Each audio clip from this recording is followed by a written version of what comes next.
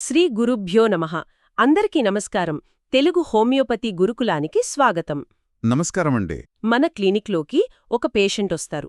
ముఖం మీద చక్కటి చిరునవ్వు ఉంటుంది. అంతా బాగుంది డాక్టర్, నాకేం పెద్ద సమస్యలు లేవు అని చాలా ధైర్యంగా హుందాగా చెప్తారు. అవును, కన్సల్టేషన్ కూడా చాలా నార్మల్గానే జరుగుతుంది. కరెక్ట్. కానీ అరగంట తర్వాత కన్సల్టేషన్ ముగించుకుని బయటకు వెళ్లడానికి ఆ తలుపు పిడి ఆ డోర్ నాబ్ పట్టుకోగానే వాళ్లు ఒక్కసారిగా కట్టలు తెంచుకున్నట్లు భోరున ఏడ్చేస్తారు. అవునవును, మనం ప్రాక్టీస్లో చాలాసార్లు చూస్తుంటాం ఇది. అసలు ఆ క్షణం వరకు వారు మోస్తున్న ఆ భారమైన ముసుగు ఏమిటి అంటే, గతంలో మనం పల్సిటిల్లా కాన్స్టిట్యూషన్ గురించి మాట్లాడుకున్నాం కదా. పల్సిటిల్లా తన బాధను 10 మందితో పంచుకుంటుంది. అవును, పల్సిటిల్లా బహిరంగంగా ఏడుస్తోంది, పక్కన వాళ్ల ఓదార్పు కోరుకుంటుంది. రైట్. కానీ ఈరోజు మనం అధ్యయనం చేయబోయే ఆ నేట్రమ్ మ్యూరియాటికమ్ కాన్స్టిట్యూషనల్ పోర్ట్రేట్ దానికి పూర్తి భిన్నం. వీరు తమ బాధను గుండెల్లోనే దాచుకుంటారు, ఒంటరిగా ఏడుస్తారు, అసలా ఓదార్పును దరిదాపుల్లో కూడా రానివ్వరు. అంతేనా? ఖచ్చితంగా. పల్సిటిల్లాకి నేట్రమ్ మ్యూరియాటికంకి మధ్యున్న ఆ బలమైన వ్యత్యాసమే ఈ మందు యొక్క ఆత్మను మనకు పరిచయం చేస్తుంది. ఈరోజు మనం చేసే ఈ లోతైన విశ్లేషణ ఆశాంతం మనందరి మనసులో ముద్రపడిపోవాల్సిన ఒకే ఒక్క వాక్యముంది. అదేమిటి? నిశ్శబ్ద శోకాన్ని హుందాగా భరించడం. నిశ్శబ్ద శోకాన్ని హుందాగా భరించడం. ఓ అవును, ఆ హుందాతనం చెదిరిపోకూడదనే వారు తమ కన్నీళ్లను ప్రపంచానికి కనిపించకుండా దాచేస్తారన్నమాట. అంటే వినడానికే ఎంతో బరువుగా అనిపిస్తుంది కదా. అవును. ఒక డాక్టర్గా చూస్తున్నప్పుడు నాకెప్పుడూ ఒక సందేహం వస్తుంది. దశాబ్దాల క్రితం జరిగిన అవమానాన్ని లేదా ద్రోహాన్ని కొంతమంది అసలు ఎందుకు వదల్లేరు? వదల్లేరు, అది నిజం. ఆ పాత బాధలను, తిరస్కారణలను ఆళ్లు జీవితాంతం ఒక భారంలాగా మోస్తూనే ఉంటారు. అంటే వారిలో ఆ క్షమించే గుణం ఇందుకు అంతలా లోపిస్తుంది అంటారు? ఏంటంటే దానికి మూలం వారి మనస్తత్వంలో, ముఖ్యంగా వారి బాల్యంలోనే దాగి ఉంటుంది. చూడండి, ఏ మనిషికైనా బాల్యంలో షరతులు లేని ప్రేమ అంటే అన్కండిషనల్ లవ్ దొరకాలి. అవును, అది ప్రతి పిల్లవాడికి అవసరం. కాని నేట్రమ్ వ్యక్తులకు ఆ ప్రేమ దొరకదు. లేదా వాళ్ల తల్లిదండ్రుల నుండి, ఆత్మీయుల నుండి తీవ్రమైన విమర్శలు ఎదురవుతాయి. ఆ వయసులో ఏర్పడిన భావోద్వేగ గాయాలు వారిని అత్యంత సున్నితంగా మారుస్తాయి. అంటే చిన్న వయసులోనే అంత విషాదం, ద్రోహం ఫేస్ చేస్తారా? అవును, ఆ తిరస్కారణ వారి మనసుపై చెరగని ముద్ర వేస్తుంది. వారు తమ కోపాన్ని బయటకు వ్యక్తపరచలేరు, అలాగనే దాన్ని వదిలేలేరు కూడా. లోపలే ఉండిపోతుంది. రైట్. భవిష్యత్తులో మళ్లీ ఎవరైనా తమ గుండెను గాయపరుస్తారేమో అన్న ఒక భయంకరమైన అభద్రతాభావం వారిలో పాతుకుపోతుంది. అందుకే పాత గాయాలను పదే పదే నెమరువేసుకుంటూ ఎవరినీ క్షమించకుండా ఒక రక్షణ కవచాన్ని ఏర్పాటు చేసుకుంటారు. అంటే వారి మనస్సు ఒక పాత చెక్క పెట్టెలాంటిదనమాట. అందులో పాత ఉత్తరాలు, పాత ఫోటోలు, ఎప్పుడో తగిలిన పాత గాయాలు, రాలిన పాత కన్నీళ్లు, వీటన్నిటినీ ఆ పెట్టెలో పెట్టి ఒక పెద్ద తాళం వేసి భద్రంగా దాచుకున్నట్లనిపిస్తోంది కదూ? చాలా చక్కగా చెప్పారు. ఒక లాక్డ్ బాక్స్ ఆఫ్ మెమరీస్ అన్నమాట. ఒక రకంగా ఆ బాధలనే వారు తమ ఆస్తిగా భావిస్తున్నారా? ఆ పోలిక అద్భుతంగా సరిపోతోంది. ఆ బాధలనే వాళ్లు ఆస్తిగా భావిస్తారు అనడానికి ఒక చక్కటి ఉదాహరణ కూడా ఉంది. క్యాథరిన్ కౌల్టర్ తన పుస్తకంలో ఒక పిసినారి గురించి ప్రస్తావిస్తారు. పిసినారి గురించా? అంటే డబ్బు దాచుకునేవాడా? అవును, ఒక పిసినారి తన దగ్గరున్న బంగాళాన్ని, డబ్బును ఎవరికీ తెలియకుండా రహస్యంగా గదిలోకి వెళ్లి ఎలా లెక్కపెట్టుకుంటూ మురిసిపోతాడో, నేట్రమ్ వ్యక్తులు తమ పాత జ్ఞాపకాలను, ఆ పాత గాయాలను పదే పదే ఒంటరిగా కూచుని అలా తలుచుకుంటారు. My God!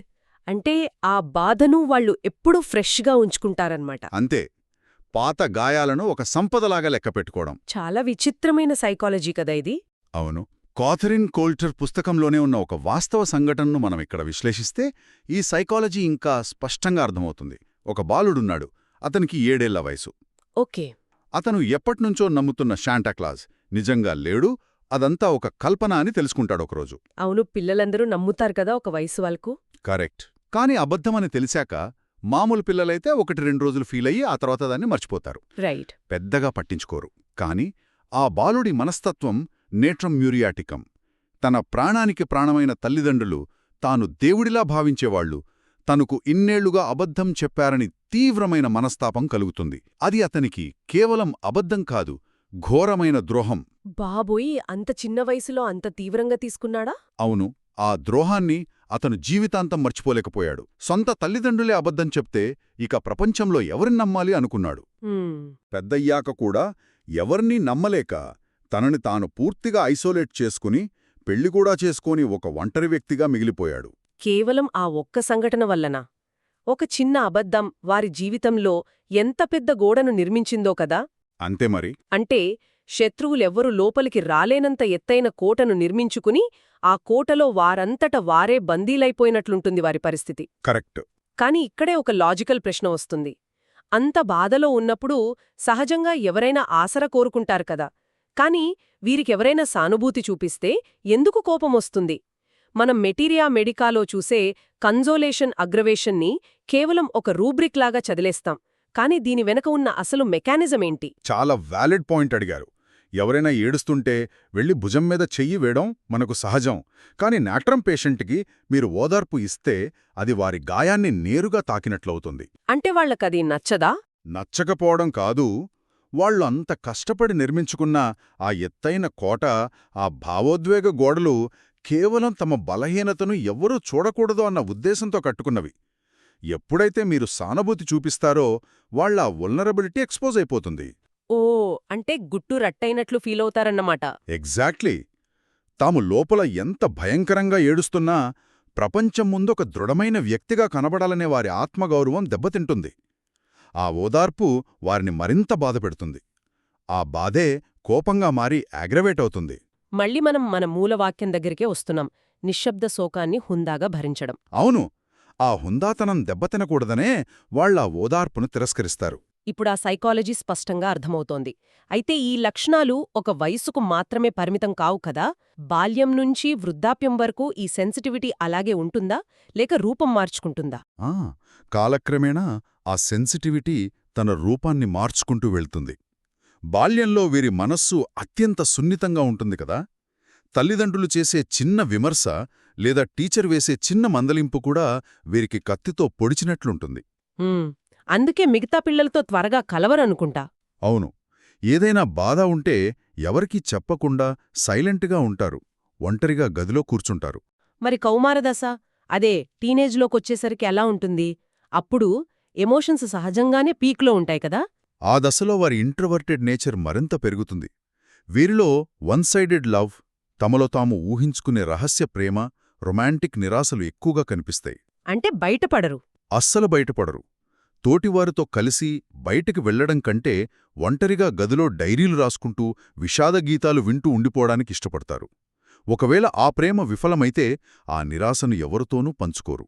ఆ రహస్య శోకాన్ని లోపలే భరిస్తారు. మరి వయోజన దశకొచ్చేసరికి ఈ లక్షణాలు ఇంకెంత బాధ్యతాయుతంగా మారతాయి. అప్పుడు కుటుంబం, వృత్తి ఇవన్నీ ఉంటాయి కదా. అక్కడ భావోద్వేగాలను పూర్తిగా అణిచిపెట్టుకుంటారు. ఒక మాస్క్ వేసుకుంటారు. వృత్తి జీవితంలో అత్యంత బాధ్యతగా వ్యవహరిస్తారు. ఇక వివాహబంధంలో చూస్తే వీరికి భాగస్వామి పట్ల అపారమైన విధేయత, ప్రేమ ఉంటాయి. ఓకే, కాని పాత భయాలు వెంటాడవా? ఖచ్చితంగా వెంటాడతాయి. ఎక్కడ నమ్మకద్రోహం జరుగుతుందో, ఎక్కడ తనను వదిలేస్తారో అన్న తీవ్రమైన భయం వారిని వెంటాడుతూనే ఉంటుంది. ఆ భయం వల్లే వారు తమ జీవిత భాగస్వామితో కూడా పూర్తిగా ఓపెన్ కాలేరు. మరి చివరి దశ వృద్ధాప్యం వచ్చేసరికి ఎలా ఉంటారు? వృద్ధాప్యం అనేది పాత జ్ఞాపకాలతో జీవించే ఒక తీవ్రమైన ఒంటరితనపు దశ. వారు తమ గతంతోటే ఎక్కువగా గడుపుతారు. ఇక్కడొక విచిత్రమేంటంటే, చిన్నప్పుడు తమను దూరం పెట్టినా లేదా గాయపరిచిన తల్లిదండ్రులను కూడా వృద్ధాప్యంలో దగ్గరుండి చూసుకుంటారు. అలా ఎలా చేయగలుగుతారు? వాళ్లమీద కోపముండదా? కోపం ఉన్నా కూడా ఒక అంకితాభావం వీరికి ఉంటుంది. దానికి కారణం వారిపై ఉన్న అపారమైన ప్రేమ కంటే ఒక బాధ్యతగా, ఒక విధిగా పనిచేస్తారు. నిజంగా నిశ్శబ్ద శోకాన్ని హుందాగా భరించడమనేది జీవితపు ప్రతి దశలోనూ ఎంత స్పష్టంగా కనబడుతోందో.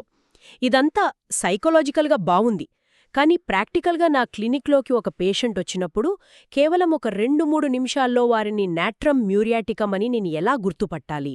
ముఖ కవళికల్లో ఏమైనా క్లూజుంటాయా? ఖచ్చితంగా ఉంటాయి. కన్సల్టేషన్ రూమ్ అబ్జర్వేషన్ అనేది ఇక్కడ చాలా ముఖ్యమండి. మొదటి అబ్జర్వేషన్, వారు మీ కళ్లలోకి నేరుగా చూడరు. ఐ కాంటాక్ట్ తక్కువ అంటారా? అవును, చాలా తక్కువగా ఉంటుంది. వారి ముఖ కవళికలు చాలా బిగుతుగా, స్టిఫ్గా ఉంటాయి. ఎమోషన్స్ ఫ్రీగా ఎక్స్ప్రెస్ చేయరు. మీరు అడిగే ప్రశ్నలకు సమాధానాలు చాలా రిజర్వ్డ్గా, క్లుప్తంగా, కట్ చేసినట్లు ఇస్తారు. నేను గమనించిన మరో విషయమేమిటంటే, వీరు లోపల తీవ్రంగా బాధపడుతున్నా దాన్ని కవర్ చేయడానికి నవ్వుతారు కదా. అవును, దాన్ని ఇన్అప్రోప్రియేట్ స్మైల్ అంటారు. లోపల విపరీతమైన బాధ, ఏడుపు ఉంటాయి, కానీ ఒక అపరిచితుడైన డాక్టర్కి తన బలహీనత కనబడకూడదని, సందర్భం లేకపోయినా పదే పదే నవ్వుతూ దాన్ని కవర్ చేయడానికి ప్రయత్నిస్తారు. నడకలో కూడా ఏమైనా తేడా ఉంటుందా?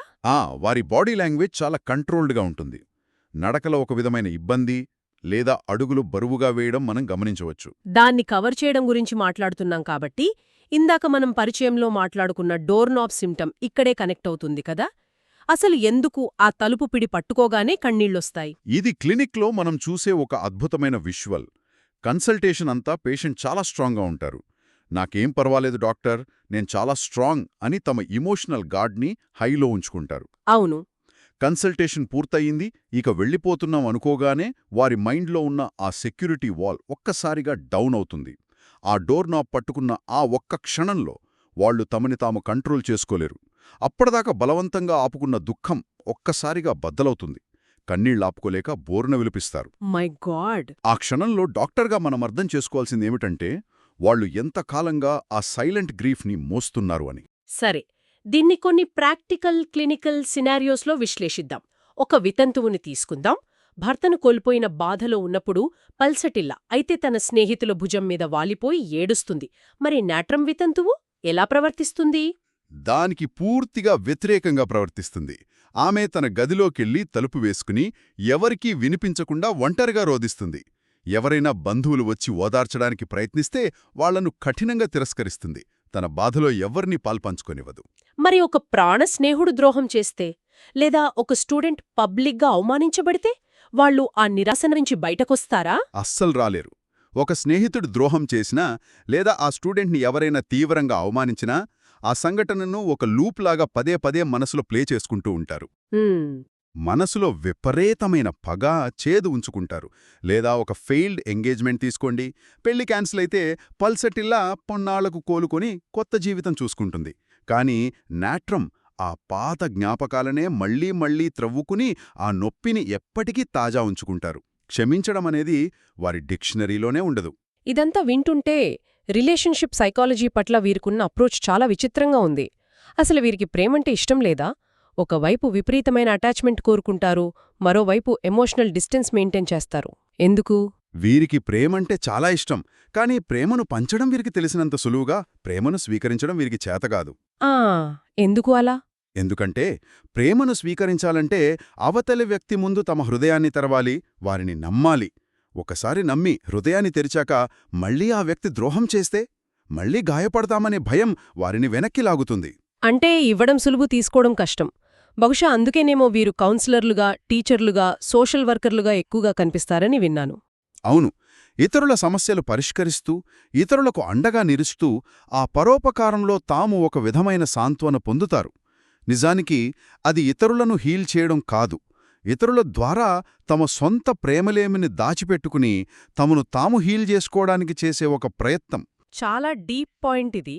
అవును, ఒకరి దగ్గరైతే మళ్లీ గాయపడతామనే భయంతో ఎప్పుడూ ఒక నిర్దిష్టమైన భావోద్వేగ దూరాన్ని పాటిస్తూనే ఉంటారు. ఈ పాయింట్ దగ్గర మనం దీన్ని ప్రాక్టికల్గా మన ఆర్గనాన్ ఆఫ్ మెడిసిన్కు ఎలా అన్వయించాలో చూడాలి కదా. అఫోరిజం 6 మనకు అన్ప్రెజుడిస్డ్ అబ్జర్వర్గా ఉండమని చెప్తోంది.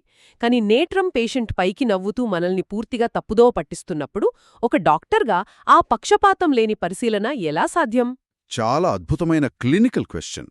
అఫోరిజం 6 ప్రకారం పక్షపాతం లేని పరిశీలకుడు అంటే కేవలం పేషెంట్ చెప్పే పైపై మాటలు వినడం కాదు, నేట్రం పేషెంట్ వేసుకున్న ఆ ఇనప్రోప్రియేట్ స్మైల్ వెనుక ఉన్న నిశ్శబ్ద శోకాన్ని చదవగలగాలి. రైట్, వాళ్ళ బాడీ లాంగ్వేజ్ని బట్టి. కరెక్ట్, వారు చెప్పని విషయాలను గమనించాలి. అప్పుడే మనం అఫోరిజం 5లో చెప్పినట్లు వ్యాధికి గల మూల కారణాలను పట్టుకోగలం. నాట్రం విషయంలో ఆ ఫండమెంటల్ కాజ్ ఎప్పుడో జరిగిన దీర్ఘకాలిక శోకం, అంటే క్రానిక్ గ్రీఫ్ లేదా విఫలమైన ప్రేమ అయ్యుంటుంది. అంటే భౌతిక లక్షణాల వెనుకున్న ఆ దాగి ఉన్న శోకాన్ని పట్టుకోవాలన్నమాట. ఇక అఫోరిజం 153 గురించి చూస్తే అసాధారణమైన, విలక్షణమైన లక్షణాల ప్రాముఖ్యత గురించి ఉంది కదా. ఇక్కడ ఓదార్పును తిరస్కరించడం అనేది దానికి సరిగ్గా సరిపోతోందా? ఖచ్చితంగా. ఒక వ్యక్తి విపరీతమైన బాధలో ఉన్నప్పుడు ఓదార్పు కోరుకోవడం సాధారణం. కాని బాధలో ఉండి కూడా ఓదార్పిస్తే కోపం రావడం అనేది అత్యంత అసాధారణమైనది, పెక్యులియర్ సిమ్టమ్ అది. ఆ ఒక్క స్ట్రైకింగ్ సిమ్టమ్ చాలు మనల్ని నేరుగా నాట్రమ్ మూరియాటికం వైపు నడిపించడానికి. అయితే క్లినిక్లో డిఫరెన్షియేట్ చేసేటప్పుడు ఒక చిన్న సందిగ్ధత వస్తోంది. మీరు ఒంటరితనం గదిలో బందీ అవ్వడం, కుటుంబం నుండి దూరం అవ్వడం గురించి చెప్పారు. మరి సిపిఆర్ కాన్స్టిట్యూషన్ కూడా ఇదే చేస్తోంది కదా. ఈ రెండింటి మధ్య కన్ఫ్యూజ్ కాకుండా ఎలా డిఫరెన్షియేట్ చేయాలి? బయటికి ఒకేలా కనిపించినా లోపల జరిగే మెకానిజం వేరు అండి. సిపియాలో ఉండేది నిజమైన నిర్లిప్తత, అంటే ఇండిఫరెన్స్. ఆ సమయంలో వారికి తమ కుటుంబ సభ్యుల పట్ల కాని, ప్రపంచం పట్ల కాని ఎలాంటి ప్రేమ ఉండదు. లోపల శూన్యం ఉంటుందంటారా? అవును. కాని నాట్రమ్ అలా కాదు. నాట్రమ్ లోపల ప్రేమ కోసం విపరీతంగా పరితపిస్తూ ఉంటుంది. వారికి వారి కుటుంబమంటే ప్రాణం. కేవలం గాయపడతామనే భయంతో మాత్రమే వాళ్ళొక కవచం వేసుకుని దూరం పెడతారు. సిపియాది ఇంట్రెస్ట్ లేని దూరం, నాట్రమ్ది భయంతో కూడిన దూరం. వావ్! ఆ భయానికి మరియు నిర్లిప్తతకు మధ్య ఉన్న తేడా ఇప్పుడు చాలా స్పష్టంగా అర్థమైంది. మరి ఇగ్నేషియాతో పోలిక ఏమిటి? ఇగ్నేషియా కూడా శోకానికి సంబంధించిన మందే కదా? ఇగ్నేషియా అనేది తీవ్రమైన తాజా శోకం, ఎక్యూట్ గ్రీఫ్ అన్నమాట. ఒక ఆత్మీయుణ్ణి లేదా భాగస్వామిని ఇప్పుడే కోల్పోతే వచ్చే హిస్టీరికల్ ఏడుపు, విపరీతమైన మూడ్ స్వింగ్స్ అందులో ఉంటాయి. అది అప్పటికప్పుడు జరిగే ఇమోషనల్ బ్లాస్ట్. మరి నాట్రమ్? నాట్రమ్ యూరియాటికం అనేది పాతబడిపోయిన, సంవత్సరాల తరబడి లోపల దాచుకుని పాతుకుపోయిన శోకం, chronic effects of grief. Ignatia ఒక కాలుతున్న మంట అయితే, నాట్రమ్ యూరియాటికం ఆ మంట ఆరిపోయాక మిగిలిన నివురుగప్పిన నిప్పులాంటిది. అద్భుతమైన వివరణ అండి. ఈ డిఫరెన్షియేషన్, ఆర్గన్ ఆన్ అప్లికేషన్, జీవిత దశలు ఇవన్నీ విన్న తర్వాత నా మనసులో ఒక పెయింటింగ్ లాంటి మరుపురాని చిత్రం ముద్రపడిపోయింది. ఆ ఫైనల్ మెమరీ పిక్చర్ ఏమిటో వివరిస్తారా? సూర్యాస్తమయం వేళ సముద్ర తీరాన ఒక వ్యక్తి ఒంటరిగా నిలబడి ఉన్నాడు. తన చేతుల్లో ఆ పాత జ్ఞాపకాల పెట్టెను అత్యంత జాగ్రత్తగా గట్టిగా పట్టుకుని ఉన్నాడు. ఎవరైనా ఓదార్చడానికి వస్తే సున్నితంగా కాని గట్టిగా తిరస్కరిస్తున్నాడు. ఈ చిత్రం ఎప్పటికీ గుర్తుండిపోతుంది. నిజమే. ఆ చిత్రం నేట్రమ్ మ్యూరియాటికం వ్యక్తిత్వాన్ని పరిపూర్ణంగా వర్ణిస్తోంది. ఆ ఒంటరితనం, ఆ జ్ఞాపకాల భారం, ఆ తిరస్కారం ఇవన్నీ కలిపితేనే నిశ్శబ్ద శోకాన్ని హుందాగా భరించడం. ఖచ్చితంగా. నిశ్శబ్ద శోకాన్ని హుందాగా భరించడం. ఈరోజు మనం నేట్రమ్ యూరియాటికం యొక్క భావోద్వేగ ప్రపంచాన్ని, వారి మూల మనస్తత్వాన్ని అత్యంత లోతుగా విశ్లేషించాం. ఇది కేవలం మొదటి భాగం మాత్రమే. వచ్చే అధ్యాయంలో వీరి భౌతిక లక్షణాల గురించి చర్చిద్దాం. అవును. అసలు వీరికి ఉప్పు ఎందుకంత ఇష్టం, దాహం ఎలా ఉంటుంది, ఇవన్నీ చూడాలి. రైట్. ఉష్ణోగ్రతలకు వీరెలా స్పందిస్తారు? ముఖ్యంగా సూర్యుడితో వీరి తలనొప్పికున్న సంబంధమేంటి? చిన్న సుత్తితో కొడుతున్నట్లు ఉండే ఆ తలనొప్పి, నిద్రలేమి ఇవన్నీ పార్ట్ 2లో విశ్లేషిద్దాం. తప్పకుండా. ఈరోజు తెలుసుకున్న ఈ మానసిక లక్షణాలు వారి శారీరక లక్షణాలతో ఎలా ముడిపడి ఉన్నాయో తెలుసుకోవడం మరింత ఆసక్తికరంగా ఉంటుంది. అప్పటి వరకు మనం ఈ రోజు చర్చించిన ఆ సముద్ర తీరపు చిత్రాన్ని, ఆ మనస్తత్వాన్ని విశ్లేషిస్తూ ఉండండి. ఆ పాత జ్ఞాపకాల పెట్టెలో దాగున్న నిశ్శబ్ద శోకం, దాన్ని ఎంతో హుందాగా మోస్తున్న ఆ వ్యక్తిత్వం. మరొక్కసారి ఆ సముద్రపు ఒడ్డున ఉన్న ఒంటరి వ్యక్తిని ఊహించుకుంటూ సెలవు తీసుకుందాం. జై శ్రీకృష్ణ. వాసుదేవ.